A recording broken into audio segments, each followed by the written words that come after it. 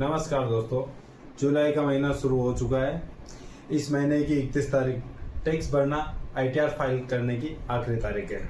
अगर आप सोचते हैं कि टैक्स का काम सिर्फ अमीरों का है तो आप बिल्कुल गलत।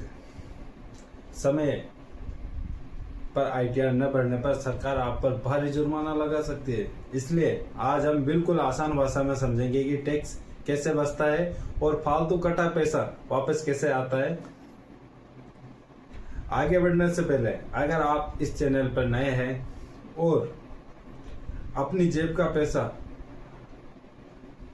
बचाना चाहते हैं तो चैनल को तुरंत सब्सक्राइब करें, इस वीडियो को लाइक करें और अपने दोस्तों के साथ शेयर जरूर करें। सबसे पहले समझते हैं टैक्स का गेम क्या है। आपकी सैलरी, दुकान की कमाई या FD से मिलने वाला ब्याज टैक्स लगता है, लेकिन सरकार खुद कहती है कि अगर आप सही जगह निवेश करते हैं तो हम टैक्स में छूट देंगे। इस कानून में सेक्शन 80C के तहत 1.5 लाख रुपए तक की कमाई पर टैक्स बचा सकते हो। आपको बस ये काम करने हैं। फर्स्ट, बच्चों की स्कूल फीस या ट्यूशन फीस पर टैक्स बचा सकते हैं। सेकंड पॉइंट, सरकारी स्कीम PPF या सुकन्या समृद्धि योजना में पैसा डालने पर टैक्स की छूट मिलती है। तीसरा पॉइंट, लाइफ इंश्योरेंस, जीवन बीमा की किस्त पर आपकी टैक्स की छूट मिलती है। चौथा है होम लोन, इसकी किस्त पर भी आपको टैक्स की छूट मिलती है। अब बात करते हैं टैक्स बचाने का दूसरा सबसे बड़ा रास्ता, जो कि सेक्शन 80D। इस मानसून मौसम में लोग अक्सर बीमार पड़ते हैं।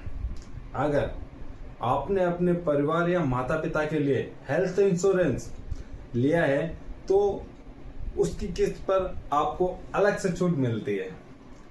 इससे अस्पताल का अचानक आने वाला खर्चा भी बचता है।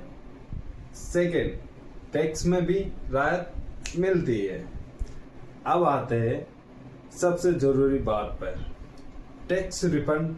कई बार बैंक FD पर कंपनी आपको सैलरी पर पहले ही टैक्स काट लेती है, जिससे TDS कहते हैं। मान लीजिए आपका टैक्स बनता है 5,000 रुपये, बैंक ने काट लिया है 15,000 रुपये, तो जो ये 10,000 रुपये एक्स्ट्रा है आपने सरकार को ज़्यादा दिए है, इससे वापस पाने को सिर्फ एक ही तरीका है। 31 जुलाई से पहले ITR फॉर्म भरें।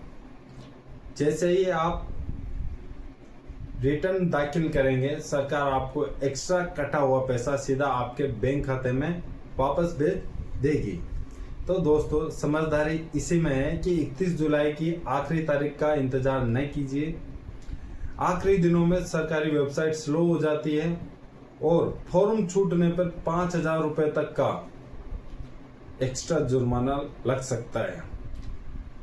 आपने सारे कागज इकट्ठा कीजिए और आज ही ITR फाइल कीजिए। अगर सवाल हो तो नीचे कमेंट में पूछो, वीडियो को लाइक करो, शेयर करो। धन्यवाद।